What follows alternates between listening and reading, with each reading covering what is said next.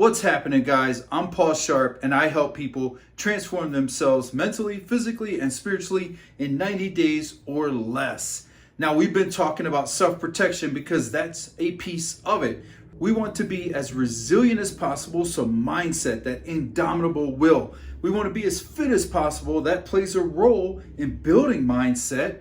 And then we want to also have the ability to protect ourselves, to feel capable in any situation. No matter where we go, we are an asset, not a liability. So in the context of self-protection, let's talk about everyday carry blades. Now we're talking folders, fixed blades, whatever. Let's just talk about a few things specific to the use of a blade in a self-protection situation. Now, when it comes to folders, I like to use a Spyderco Tatanka or a Cold Steel Talwar. Those are my go-to blades. Use the 5.5, 6-inch version of these blades. There's more room to work. Whether I'm using this thing as a tool to cut something, or if I had to, last resort, like one of those cases where it's like, I have to be fine with the result of this, meaning I could go to prison or I could die, I've got to fight. I would be happy to use this in that capacity. Now, when we're talking about using a blade for self-protection, there has been, and I've been part of, the discussion of slashing versus point-driven versus whatever. I am a pretty die-hard point-driven fan. Like, there is no arguing with the efficacy of driving the point into meat to stop a threat. If you, even with a smaller blade, the force of driving this home and the compression involved with a hit at the speed of life against an opponent, you're going to reach vitals. Now, again, all disclaimers in play right now. If you are not in a situation where you realize the outcome could be, I could go to prison for the rest of my life, or I could die, then you probably should not be using a lethal weapon to protect yourself. You actually shouldn't be getting into the situation anyway, because we know through websites like One Punch Homicide that people get into these little tiffs in the street. Somebody gets hit, they fall, hit their head, and now somebody's going to prison, and somebody has lost a family member over what? A parking space, a perceived slight because they bumped into you standing in line. It's ridiculous. Unless it's worth dying over or going to prison, I am not going to fight you or anybody else. Not you guys. You guys are my friends. But you know what I'm talking about. I'm not going to get into a fight unless those are the stakes. Does that make sense? So that's the disclaimer. Now, when we're talking about the defensive use of a blade, there's quite a bit of discussion again around slashing and point driven. Here's how I look at it. Do both. You have to be proficient at both. I want to have good slashing patterns. I want to be able to move. I want to be able to drive the point. I want to be able to use this as an extension of my boxing. I want to be able to just extend out. I want to maximize the capabilities of whatever tool it is that I'm using for whatever scenario I find myself in. Now, let's say you're on the bottom of a pile. You have to get up. You are in great fear for your life. You consider this an immediate defense of life. Maybe there's already a weapon in play on the bad guy's part, or his friends are coming to stomp your skull in. You go for your small fixed blade, and the only available option to you is to cut. The only available option to you is to slash. Why wouldn't you do that?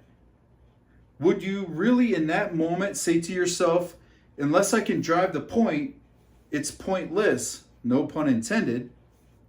Or would you say to yourself, I will take what's available until something better becomes available? I guarantee you, if someone is on top of you trying to beat your brains out, or they have a weapon, or their friends are coming with weapons, or their friends are already involved, and you access a small blade and you reach down and you say cut an Achilles, or you cut across a stomach or an arm, whatever the case may be, and you cause them to, one, start leaking, right? So now the motor that is our body that runs on fluid and air, starting to lose some fluid. That means starting to lose pressure, which means also they got to make a decision.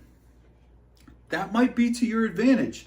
The other thing that happens in that situation is now they have to think. They have to accommodate the fact that you're digging a hole in them, slashing back and forth across whatever's available. They've got to make a move. They have to respond to that. There is no other option unless they just can't feel it because they're drugged out of their mind, or they're so visceral, hyper focused, and in this altered state that they don't realize that you're cutting them. That happens. I've been a witness to the aftermath of those situations where they were like, man, I didn't know I was getting cut until it was over, you know? And then adrenaline starts to wear off, the body starts to relax, and the blood starts to flow. Realistic, man. Those things happen. So stab versus slash, do what's appropriate in the moment to achieve the end state you need to achieve. Now, I'm not a proponent of injure to degree. I don't recommend that you cut someone thinking that you're just going to cut them a little. You're just going to injure them a little so that they back off. Could that happen? Yes. Would that be optimal? Yes. Also, when you cut to the inside here, could you hit an artery? Could you sever tendons? Could you do a lot of major damage that would be considered serious bodily injury, which crosses the line well into lethal territory? Absolutely. And you have to be mindful of that, which again goes back to, if you're not willing to go to prison for the rest of your life and you're not willing to possibly die over whatever this situation is, don't do it. You shouldn't even be involved. So these are the things that we have to consider when using any tool outside of maybe a sap, which even a sap could be lethal if I crack somebody in the skull. Pepper spray, not so much. There's a lot of leeway there. You could still get into some trouble if you spray somebody unnecessarily. However, you're not going to kill them. But with this stuff, bad things could happen, even unintentionally. So be mindful of that. Now, stab versus slash, do what you need to do in that moment to solve that problem.